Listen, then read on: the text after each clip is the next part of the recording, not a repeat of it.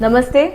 इस वीडियो में हम ADHD यानी कि attention deficit hyper activity disorder, इस बीमारी के बारे में बात करने वाले हैं। मेरा नाम डॉक्टर राधिका केरकर है। मैं एक साइकेट्रिस्ट हूँ, साइकोथेरेपिस्ट हूँ, अकोला में प्रैक्टिस। ADHD नाम की ये जो प्रॉब्लम है, ये बच्चों में और बड़ों में दोनों में पाई जाती है। बच्चों में इसका प्रमाण ज्यादा होता है। यूजुअली विथ एज, जैसी उम्र बढ़ती है, ये जो प्रॉब्लम है वो धीरे धीरे कम हो सकती है।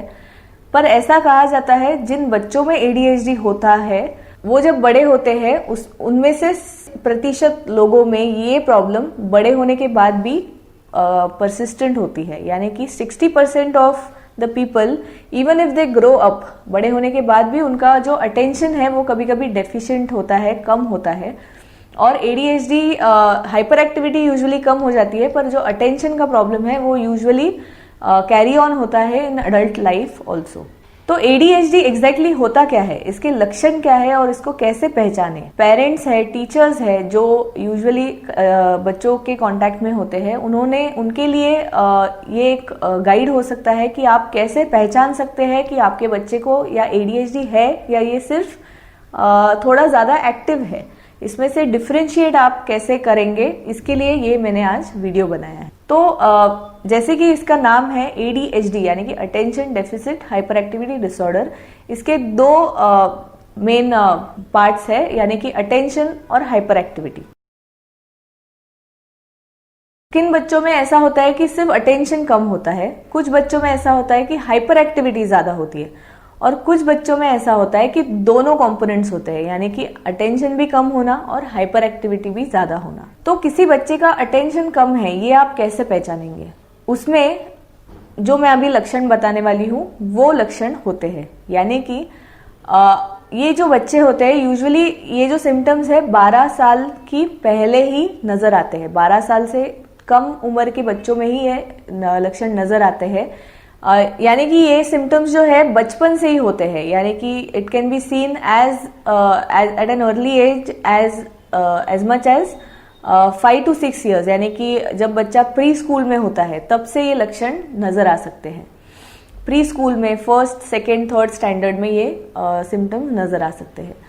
उसमें जो बच्चा होता है यूजुअली भूल जाता है चीजें जो होती है, मतलब अपनी बिलोंगिंग्स अगर है, टिफिन बॉक्स है, वाटर बॉटल है, पेंसिल बॉक्स है, ये बहुत ज्यादा फ्रीक्वेंटली घुमा देना, यानी कि रोज आप उसे एक नया टिफिन बॉक्स दे रहे हैं और वो घुमा दे रहा है, भूल जाता है लाने के, स्कूल से वापस लाने के लिए भूल जाता है, कभी स्कूल में भूल जाता है, कभी बस में भूल जाता है, कभी फ्रेंड को देता है तो लेना भूल जाता है। ये भूलने का पार्ट बहुत होता है, भूल जाता है बच्चा।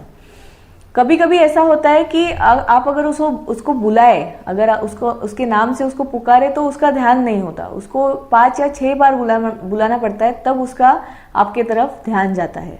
तो ये एक प्रॉब्लम होता है। अटेंशन नहीं होता।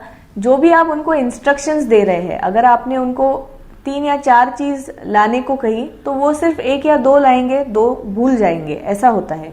अगर उनको अगर किसी दुकान में भेजे कि 4 चीज लेके आओ, तो ऐसा बहुत बार होता है कि वो 1 या 2 चीज हमेशा भूल जाते हैं। कभी कभी जिन कामों में बहुत ज्यादा समय तक बैठना पड़ता है, जिन कामों में ज्यादा टाइम तक अटेंशन देना पड़ता है, वो चीज वो अवॉइड करना पसंद करते हैं, वो पसंद नहीं करते। क्लास में नहीं बैठ पाते, यहाँ वहां देखते हैं, टीचर की तरफ ध्यान नहीं दे पाते, एक जगह पे वो कंसंट्रेट नहीं कर पाते। अगर घर पे भी पढ़ाई कर रहे हैं तो 10 मिनट से ज्यादा वो बैठ नहीं पाएंगे, उठ जाएंगे, जल्दी से एक्टिविटी चेंज कर देते हैं, उनका अटेंशन शिफ्ट हो जाता है। कोई नई चीज आई तो वो बहुत जल्दी डिस्ट्रैक्ट हो जाते हैं। अगर वो एक काम कर रहे हैं और दूसरा कोई आवाज भी आया उनको अगर, तो वो डिस्ट्रैक्ट हो जाते हैं, जल्दी से डिस्ट्रैक्ट हो जाते हैं। तो ये जो सारे सिम्टम है, ये अटेंशन कम होने के सिम्टम है।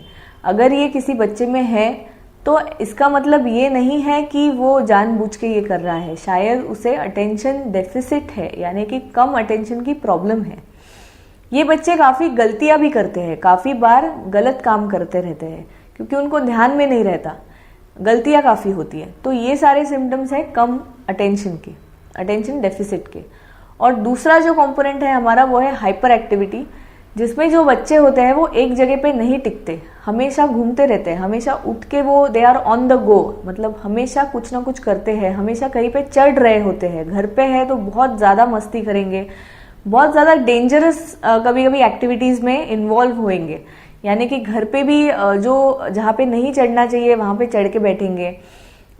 कभी कभी बहुत ज़्यादा एक्टिविटी की वजह से बहुत ज़्यादा चोट पहुँचती रहती है उनको, कभी घुटने में लगा हुआ है, कभी एल्बो में लगा हुआ है, हमेशा गिरते रहते हैं, हमेशा कुछ ना कुछ करते रहते हैं, हमेशा भागते रहते हैं। कंप्लेंट्स आती है स्कूल से कि ये एक जगह पे बैठता ही नहीं, इसको कितना भी बिठाया तो भी वो उठ जाता है, हमेशा अपनी दोस्त के जगह पे चला जाता है, घूमता रहता है क्लास में, एक जगह पे बैठता नहीं। फिर और एक जो बात है वो है कि वो रुक नहीं पाते खुद के टर्न के लिए, उन्हें रुकना बहुत जान पे आता है, यानी कि अगर कोई खेल है जिसमें उनका टर्न नहीं है तो वो रुक नहीं पाते, इंटरप्ट करते हैं बार बार। कभी कभी ऐसा होता है जब उनसे बात नहीं कर रहे, अगर दूसरे लोग अगर बात कर रहे हैं तो ये बीच में ही बोल पड़ते हैं, क्योंकि उनको इम्पल्सिव रहते हैं, वो कुछ भी उन्हें अगर कहना है तो जल्दी से कहना होता है, वेट नहीं कर पाते, बहुत ही इम्पल्सिव होते हैं, कोई भी डिसीजन बिना सोचे ले लेते हैं, यानी कि दे एक्ट बिफोर थिंकिंग, मतलब कोई भी चीज जो है वो सोचने के पहले ही करते हैं और फिर सोचना पड़ता है, ऐसे होता है। कभी कभी ऐसे होता है कि उनको अगर क्लास में टीचर सवाल पूछती है तो यूजुअली सब बच्चे हाथ ऊपर करते हैं, पर ये हाथ ऊपर करने से पहले ही ये जवाब भी देके खत्म कर देते हैं, क्योंकि ये रुक नहीं पाते, ये बहुत हाइपर एक्टिव होते हैं, बहुत ही एक्टिव ज्यादा होते हैं, इम्पल्सिव होते हैं। ऐसा होता है कभी कभी डेंजरस, जैसे मैंने कहा, रिस्की चीजें करते हैं, हाथ छोड़ के भाग जाते हैं, रास्ते पे भाग जाते हैं, उनको कभी कभी चोट पहुंचती रहती है, जैसे कि मैंने पहले भी कहा। तो ये सारे जो लक्षण हैं वो हाइपर एक्टिविटी डिसऑर्डर के हैं, हाइपर एक्टिविटी कॉम्पोनेंट के हैं, और अगर आपका बच्चा ये सारी चीजें कर रहा है तो उसको शायद से ये प्रॉब्लम है, ये बीमारी है, जो ब्रेन में कुछ केमिकल्स के चेंज होने के वजह से होती है, स्ट्रक्चरल चीजों की वजह से होती है। तो इनका जो दिमाग है उसमें वायरिंग प्रॉब्लमेटिक है, इसके लिए ये प्रॉब्लम होती है। तो ये एक डिसऑर्डर है जिसकी ट्रीटमेंट अवेलेबल होती है साइकेट्रिस्ट के पास, जो मनोविकार तज्ञ होते हैं उनके पास इसकी ट्रीटमेंट अवेलेबल है in the form of medicine and in the form of therapy. Non pharmacological भी काफ़ी टिप्स होते हैं जो पेरेंट्स फॉलो कर सकते हैं, जो टीचर्स फॉलो कर सकते हैं for proper growth and development of such children, क्योंकि इन बच्चों में ये प्रॉब्लम के साथ साथ ही इमोशनल प्रॉब्लम्स भी होने की संभावना होती है, क्योंकि इनका ध्यान नहीं होता, क्योंकि ये परफॉर्म नहीं कर पाते, क्योंकि ये पढ़ाई में पीछे रह जाते हैं, बाकी की प्रॉब्लम्स आ जाती है। कभी कभी उदासीनता होती है, कभी कभी बहुत सारा उनको डांट पड़ती है, हमेशा हर कोई उन्हें डांटता होता है कि ऐसे मत करो, वैसे मत करो। तो इसकी वजह से इमोशनल प्रॉब्लम्स आती है, इरिटेबिलिटी हो सकती है, डिप्रेशन हो सकता है। तो इसको एड्रेस करना बहुत ज़रूरी है और इसकी ट्रीटमेंट होना बहुत ज़रूरी है, क्योंकि सही ट्रीटमेंट से ये बच्चे अच्छे हो सकते हैं।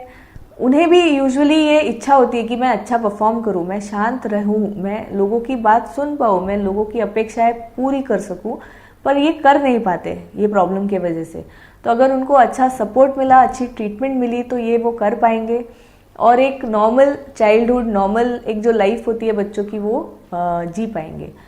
तो ये वीडियो मैं उम्मीद करती हूँ कि ये इससे आपकी जो इन्फॉर्मेशन है वो बड़ी हो इस विषय के बारे में। और अगर ऐसे कोई बच्चे हैं जिनको ये प्रॉब्लम है, ऐसा आपको लगता है, तो उनको आप इवैल्यूएट करवाइए साइकेट्रिस्ट से और उनकी ट्रीटमेंट करवाइए। ये वीडियो देखने के लिए धन्यवाद। आपको कोई सवाल होंगे, आपके कोई सजेशंस होंगे तो आप कमेंट बॉक्स में डाल सकते हैं। Thank you.